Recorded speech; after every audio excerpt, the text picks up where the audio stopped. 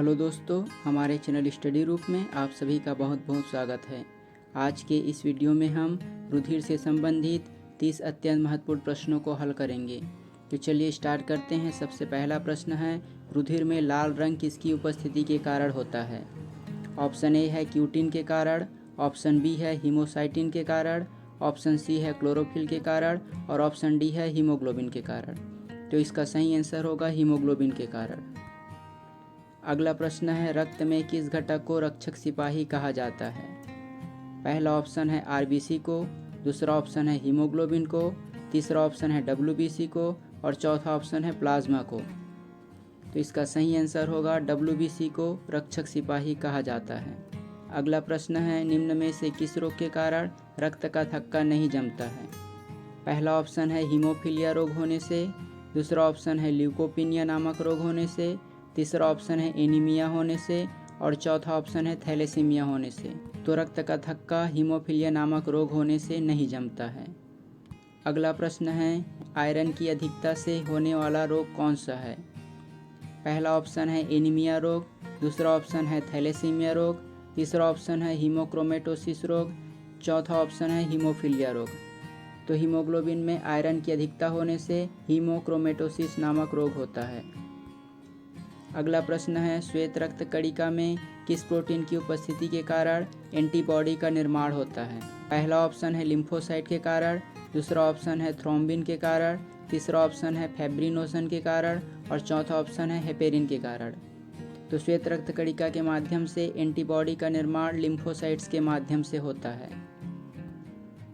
अगला प्रश्न है, सर्वग्राही रक्त समूह किसे कहा जाता है? पहला ऑप्शन है ए बी रक्त समूह को, दूसरा ऑप्शन है बी रक्त समूह को, तीसरा ऑप्शन है ओ रक्त समूह को और चौथा ऑप्शन है ए रक्त समूह को। तो सर्वग्राही रक्त समूह ए बी रक्त समूह को कहा जाता है। यह सभी से रक्त ग्रहण कर सकता है। अगला प्रश्न है, RH फैक्टर की खोज किसने की थी? विलियम हार्वे ने, लैंड स्टेनर और वीनस ने, रॉबर्ट कोच ने और अलेक्जेंडर फ्लेमिंग ने। तो RH फैक्टर की खोज लैंड स्टेनर और वीनस ने की थी। अगला प्रश्न है, मानव हृदय में किस प्रकार का संकुचन पाया जाता है? पहला ऑप्शन है युग्मित संकुचन, दूसरा ऑप्शन है एकांतिक संकुचन, तीसरा ऑप्शन है सर्वांगिक संकुचन और चौथा ऑप्शन है उपरोक्त में से कोई नहीं। तो मानव हृदय में एकांतिक संकुचन पाया जाता है। अगला प्रश्न है, निम्नलिखित में से कौन सा जीव है जिसके आरबीसी के जीव द्रव में केंद्रक नहीं पाया जाता है? ऑप्शन ए है खरगोश, ऑप्शन बी है हाथी, ऑप्शन सी है चूहा और ऑप्शन डी है ऊंट।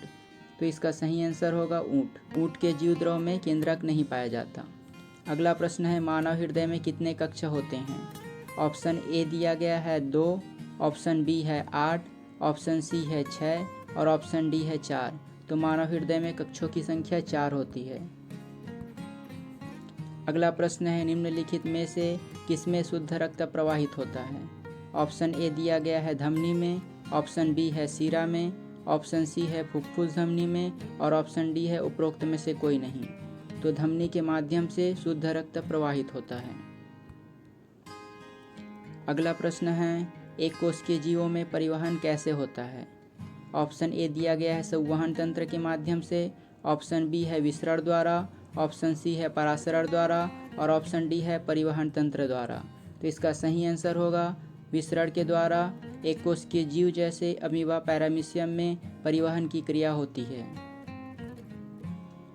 अगला प्रश्न है, रक्त के घटकों में सबसे अधिक किसकी मात्रा होती है? तो ऑप्शन ए दिया गया है डब्ल्यूबीसी में, ऑप्शन बी दिया गया है हीमोग्लोबिन में, ऑप्शन सी दिया गया है प्लाज्मा में, ऑप्शन डी दिया गया है आरबीसी में। तो रक्त समूह में सबसे अधिक मात्रा में प्लाज्मा पाया जाता है जो कि 55% होता है। हमारे द्वारा रक्त से संबंधित एक वीडियो बनाई गई है। अगर आप देखना चाहते हैं तो नीचे लिंक दी गई है, वहां जाकर आप देख सकते हैं। अगला प्रश्न है, रुधिर होता है। ऑप्शन ए है एक उपकलित ऊतक होता है, ऑप्शन बी है एक संयोजी ऊतक होता है, ऑप्शन सी है उपरोक्त दोनों होते हैं और ऑप्शन डी है इसमें से कोई नहीं। इसका सही आंसर होगा एक संयोजी ऊतक। रुधिर एक तरल संयोजी ऊतक होता है। अगला प्रश्न है, हीमोग्लोबिन की कमी से होने वाला रोग कौन सा है? ऑप्शन ए दिया गया है मिनी माता रोग, ऑप्शन बी है हीमोक्रोमेटोसिस, ऑप्शन सी है एनीमिया और ऑप्शन डी है हीमोफीलिया। तो हीमोग्लोबिन की कमी से एनीमिया नामक रोग होता है। अगला प्रश्न है प्लाज्मा में जल की मात्रा कितनी होती है? ऑप्शन ए है 80%, ऑप्शन बी है 90%, ऑप्शन सी है 70% और ऑप्शन डी है 65%। तो प्लाज्मा में जल की मात्रा 90% होती है। अगला प्रश्न है निम्नलिखित में से किसे इरिथ्रोसाइट्स कहा जाता है? ऑप्शन ए है प्लाज्मा, ऑप्शन बी है आरबीसी को, ऑप्शन सी है प्लेटलेट्स को और ऑप्शन डी है डब्ल्यूबीसी को। तो इरिथ्रोसाइट्स आरबीसी को कहा जाता है। अगला प्रश्न है मनुष्य का रक्तचाप किस यंत्र से मापा जाता है? एनीमोमीटर द्वारा, ऑप्शन बी है स्फिग्मोमैनोमीटर द्वारा, ऑप्शन सी है एमीटर द्वारा और ऑप्शन डी है स्फेरोमीटर के द्वारा। तो मनुष्य का रक्तचाप स्फिग्मोमैनोमीटर के माध्यम से मापा जाता है। अगला प्रश्न है पौधों में परिसंचरण किस तंत्र के माध्यम से होता है? ऑप्शन ए है परिवहन तंत्र के माध्यम से, ऑप्शन बी है संवहन तंत्र के माध्यम से, ऑप्शन सी है विसरण के माध्यम से और ऑप्शन डी है परासरण के माध्यम से। तो पौधों में परिसंचरण संवहन तंत्र के माध्यम से होता है। अगला प्रश्न है मनुष्य में सिस्टोलिक और डायसिस्टोलिक की दर कितनी होती है? ऑप्शन ए दिया गया है 140 और 80, ऑप्शन बी है 120-90, ऑप्शन सी है 120 और 80 और ऑप्शन डी है 80 और 100। तो इसका सही आंसर होगा 120 और 80। मनुष्य का सिस्टोलिक और डायसिस्टोलिक की दर 120 और 80 होती है। अगला प्रश्न है हृदय संबंधी रोग की जांच के लिए किस यंत्र का उपयोग किया जाता है?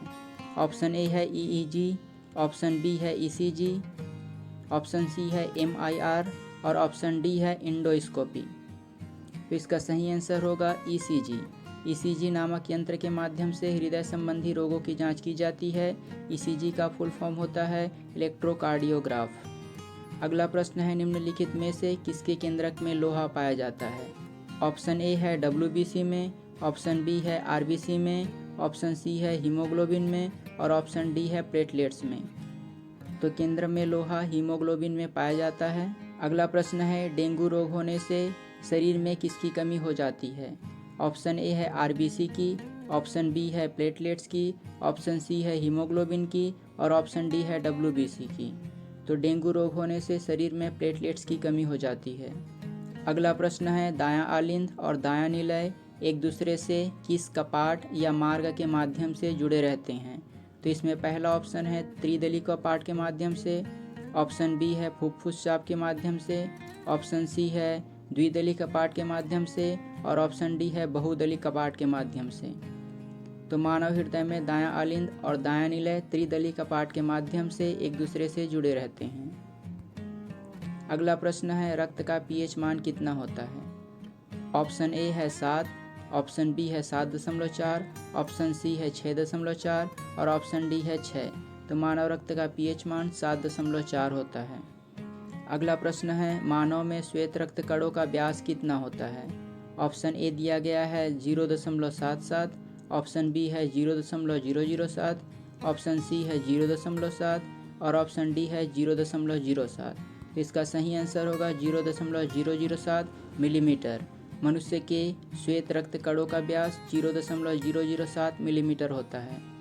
अगला प्रश्न है एंटीजन वह पदार्थ है जो ऑप्शन ए है हानिकारक जीवाणुओं को नष्ट करता है, ऑप्शन बी है विषाक्तता का उपचार के लिए उपयोग होता है, ऑप्शन सी है शरीर के ताप को कम करता है और ऑप्शन डी है प्रतिपिंड के निर्माण को उद्दीपित करता है। तो एंटीजन के माध्यम से प्रतिपिंड के निर्माण को उद्दीपित किया जाता है।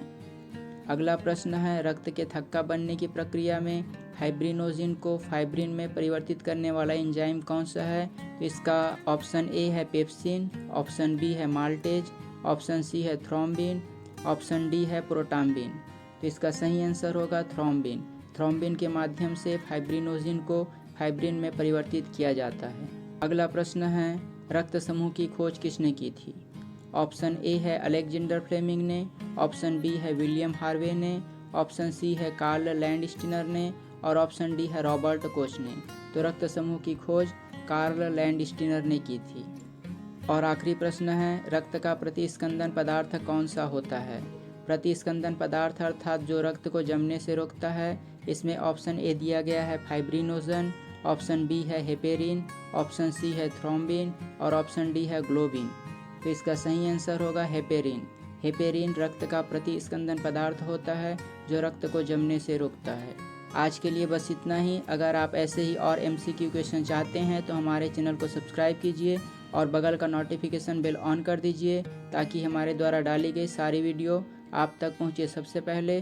धन्यवाद।